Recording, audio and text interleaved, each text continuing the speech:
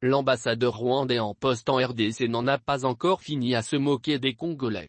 Pendant qu'il est établi clairement que le Rwanda attaque la République démocratique du Congo par le M23 pour obtenir ce qu'il veut de la RDC, Vincent Karega continue d'affirmer le contraire en donnant des leçons aux Congolais.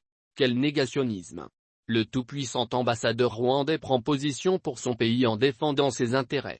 Le Rwanda n'a pas besoin de guerre ni de se déguiser pour réaliser des accords bilatéraux.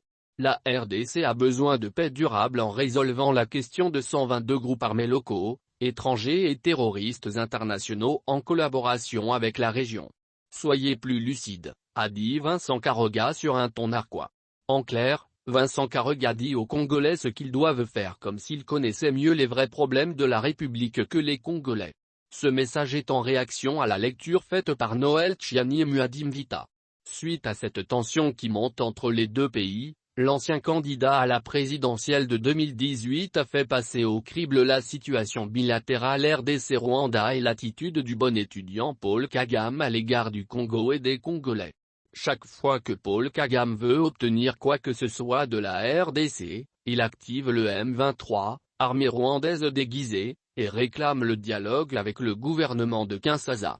Il faut que la RDC cesse d'être naïve en négociant avec ce pays envahisseur qui ne comprend que la violence, a dénoncé l'économiste et professeur des universités Noël Tchiani.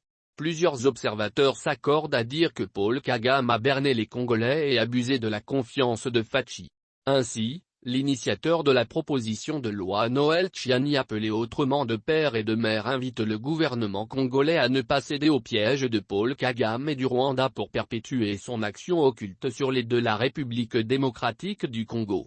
Le M23, armée rwandaise déguisée, décrète un cessez-le-feu et demande un dialogue et des négociations avec le gouvernement de la RDC. La RDC ne doit pas accepter ce jeu de Paul Kagame. On ne négocie pas avec des terroristes. Il faut pourchasser ces envahisseurs jusqu'au Rwanda, a-t-il plaidé.